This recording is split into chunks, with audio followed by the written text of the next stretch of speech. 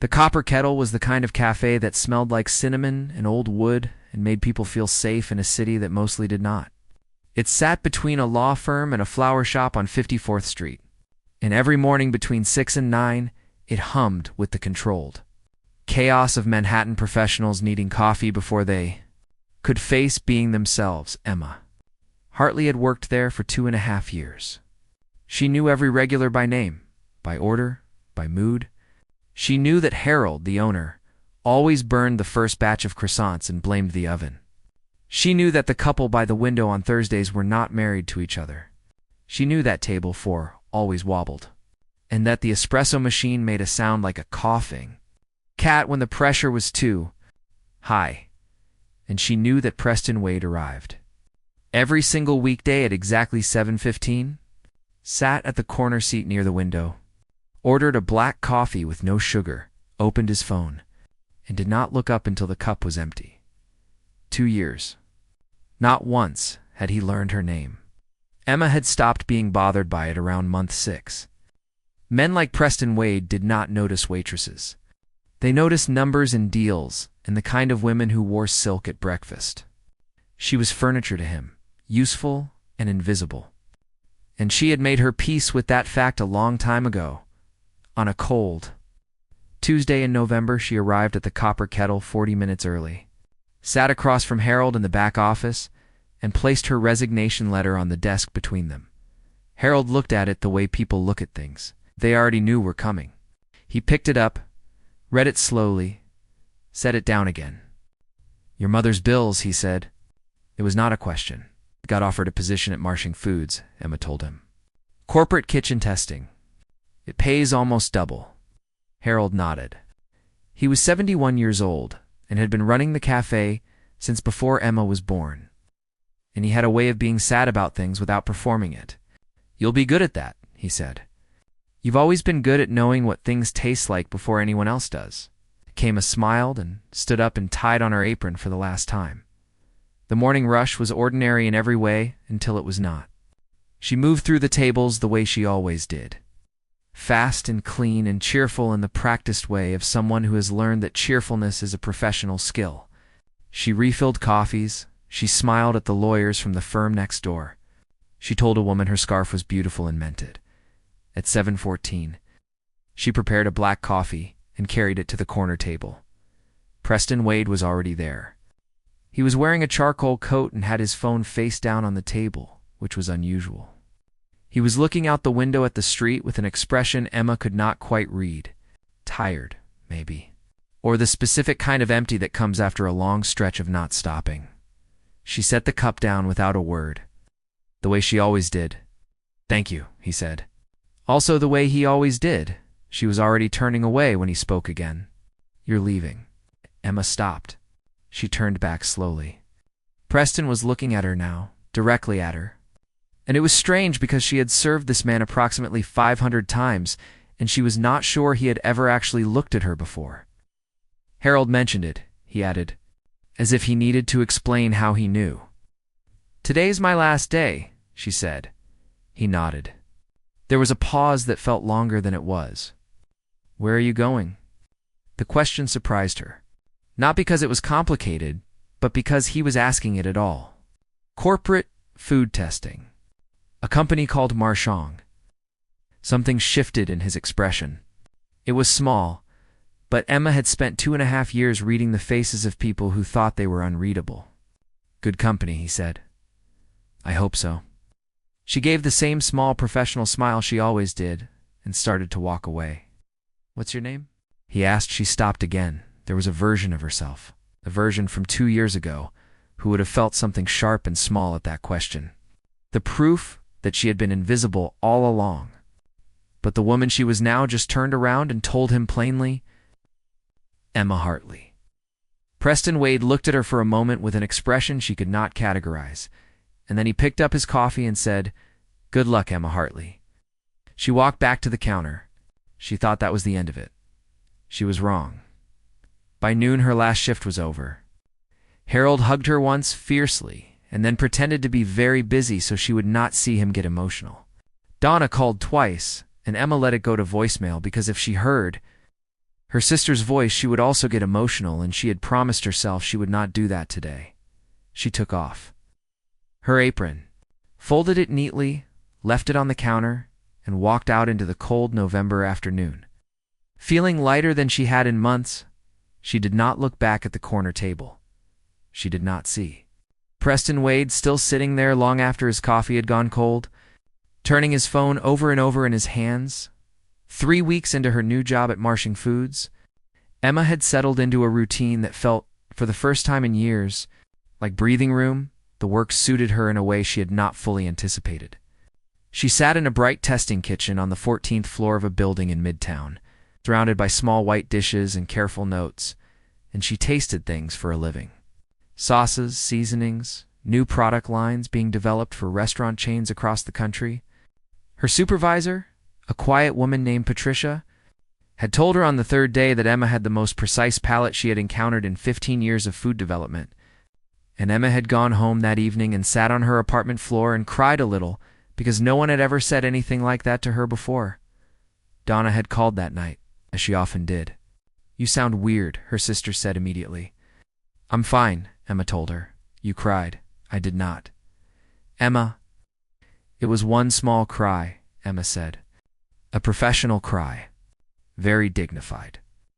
Donna laughed, and Emma laughed, and it was fine. She had almost completely stopped thinking about the copper kettle. Almost completely stopped thinking about a man in a charcoal coat asking her name 500 mornings too late. She was good at moving forward. She had learned that skill young, when their mother got sick, and she had refined it ever since. So when Preston Wade walked into the Marshing Foods lobby on a Wednesday morning in December, Emma's first reaction was pure disbelief. She was crossing the lobby with a folder under her arm and a coffee she had made herself, because the office machine was still better than most cafes. She saw him before he saw her. He was standing at the reception desk in another coat, this one dark navy, talking to the front desk assistant with the focused expression she recognized from hundreds of corner table mornings. Her first instinct, embarrassingly, was to turn around. She did not. She kept walking, steady and direct, because she was Emma Hartley, and she did not hide from things. He saw her when she was about 10 feet away. Something moved across his face, quick and unguarded, before the composed expression reassembled itself. "Emma Hartley," he said. "Mr. Wade," she said back. Politely, professionally, as if her heart was not doing something undignified. "You work here." "I do." She paused. "Do you?" The corner of his mouth moved slightly. "Marshing is considering a partnership with my company. I have a meeting with the CEO." He paused. "I didn't know you were here." She studied him for a moment. "Is that true?" He met her eyes. "Yes," he said, and she believed him, which was somehow more unsettling than if he had been lying. The meeting, whatever it involved, lasted most of the morning. Emma went back to her kitchen and tested for new barbecue sauce variations and wrote careful notes and tried not to think about the fact that Preston Wade was somewhere in the same building. She failed at the not thinking about it part, but succeeded at the professional notes, which felt like a reasonable trade. At lunch, she went down to the small courtyard.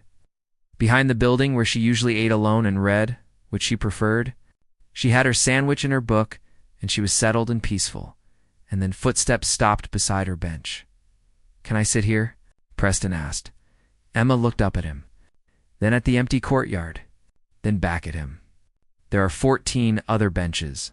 I know." She moved her bag. He sat down.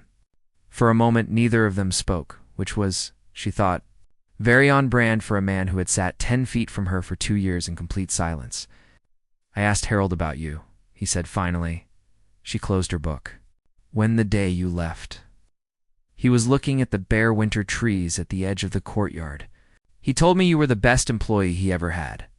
He said you could taste a dish and tell him exactly what was wrong with it in under a minute. He said you once saved his menu by pointing out that the soup base had turned without anyone else catching it." Emma said nothing. "He also told me your mother passed away 8 months ago," Preston continued, quieter now. "That you had been paying her medical bills while working full-time. That you never told anyone at the cafe because you did not want their sympathy." The courtyard was very still. Emma looked at her sandwich. "Harold talks too much," she said. "He was defending you," Preston said. "I think he was telling me I was an idiot for not noticing sooner." Emma turned to look at him then. He was looking back at her with that same expression from the lobby, open and a little uncertain. And it occurred to her that Preston Wade probably was not uncertain about very many things. It occurred to her that it probably cost him something to sit here. "Why does it matter now?" she asked, not unkindly. He thought about it for a moment. "Because I spent 2 years sitting 4 feet from someone genuinely remarkable and treated her like part of the furniture. And I think that says something about me that I do not like." Emma was quiet for a long moment. A pigeon landed near her feet and looked at her with absolute disinterest and flew away. "I am not a project," she said. "I am not something you feel guilty about and then fix. I know that. And I am not impressed by money or buildings or any of that. I know that too." He paused. "You were never impressed by me at all. That is partly why I cannot stop thinking about you." Emma looked at him for a long time. She thought about Donna, who would scream. She thought about her mother, who had always told her she underestimated herself. She thought about 2.5 years of invisible mornings and one question asked too late, and somehow arriving here anyway. "I have a 1-hour lunch break," she said finally. Preston looked at her. "There is a decent noodle place 2 blocks over," Emma continued.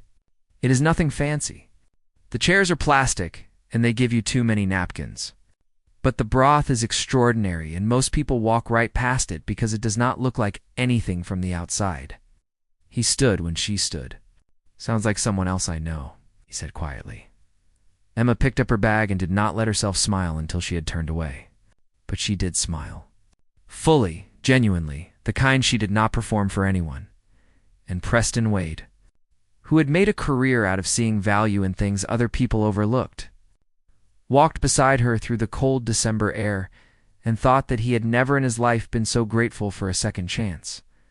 The noodle place was called Lucky 14, and it had 6 tables, fluorescent lighting, and a hand-painted menu board that had not changed in 11 years. The owner, an older man named George, moved between tables with the unhurried confidence of someone who knew his food needed no introduction. Preston looked around at the plastic chairs and the paper, napkins stacked in tin cups, and said nothing. Emma watched him look around and felt something small and protective rise in her chest, as if she had brought him somewhere personal, which she supposed she had. They ordered. George brought the broth first, deep and golden. And the smell alone was enough to make Preston go quiet in a different way than he had been quiet before. He took 1 spoonful. Then another. "This is remarkable," he said. And he sounded genuinely surprised, which made Emma smile. "Most people need something to look important before they believe it is worth their time," she said, wrapping noodles around her spoon. "This place has been here for 11 years. It has 34 reviews online. 33 of them are 5 stars. Nobody comes because it does not photograph well." Preston looked at her. "You found it anyway." "I find things by tasting them," she said simply. "Not by looking at them." He was quiet for a moment. "Is that a comment about me?" Emma looked up with an expression of complete innocence. "I was talking about soup." Something loosened in his face then.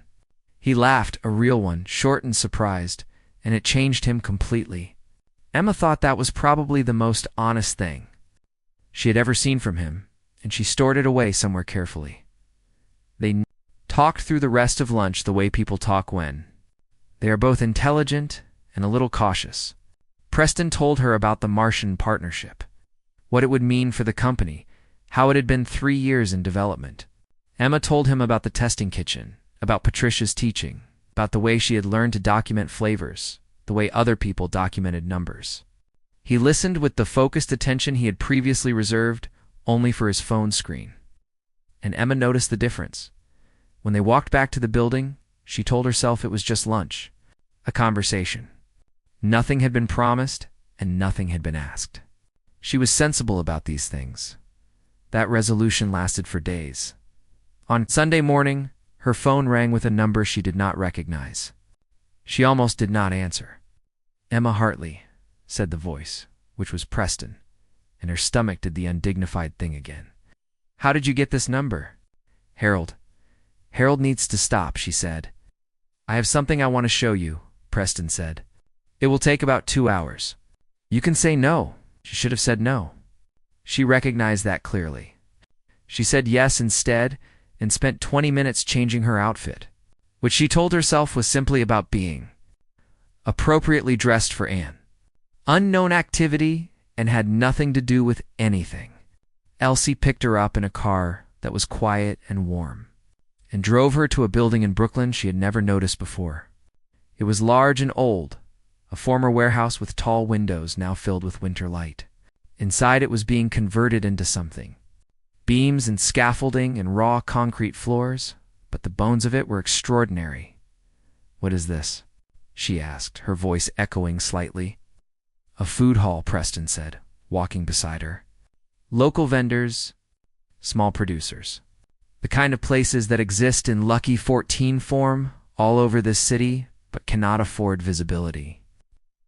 I bought the building 8 months ago. I have been struggling with the concept because I do not actually know enough about food to curate it properly." Emma turned to look at him. "I need someone who finds things by tasting them," he said, "not by looking at them." She was quiet for a long moment, standing in that big, light-filled space. "You are offering me a job. I am asking if you would consider consulting on the curation," he said carefully. "You would keep your position at Marchand. This would be separate. It is still being built and will not open for 6 months. But I want it to be something real, not something that just looks impressive in a press release." Emma walked further into the space, her footsteps quiet on the concrete. She could already see it. The stalls, the light, the kind of food that deserved to be found. She could see exactly what it should be. "You would need someone who actually understands this world," she said, double quotes. "Yes. Someone who will tell you when you are wrong, especially that." She turned around to face him. He was standing in the middle of the space, with his hands in his coat pockets. Watching her with that uncertain expression she had come to recognize as the most honest version of his face. "Donna is going to be impossible about this," Emma said. Preston blinked. "Sorry, my sister. She is going to be completely impossible." Emma looked around the space one more time. "Yes," she said. "I will help you build this." The relief that moved across his face was brief but complete, and Emma filed it beside the memory of his laugh. They left the building as the winter afternoon light was going flat and gold. On the sidewalk outside, Preston stopped and said, with the careful precision of a man who chose his words exactly, "I would also like to have dinner with you." "Not as a consultant? As a person?" Emma looked at him for a long moment. She thought about invisible mornings and too late questions and second chances arriving in unexpected lobbies. She thought about her mother, who had always said that good things do not announce themselves. They simply show up and wait to be noticed. "You know where I eat on Tuesdays?" she said. He smiled. "Lucky 14, 7 o'clock, Emma said. "Do not be late."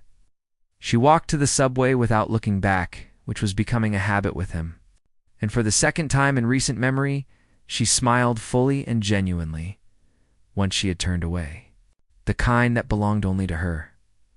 Preston Wade stood on a Brooklyn sidewalk in the fading afternoon and thought that he had spent his entire career learning to recognize value before anyone else did. It had made him successful and wealthy, and for a long time, very certain of himself, it had taken a woman with a paper apron and a precise palate to show him that the most important things had been sitting 4 feet in front of him all along. He had not been early enough. Before, he would be early now.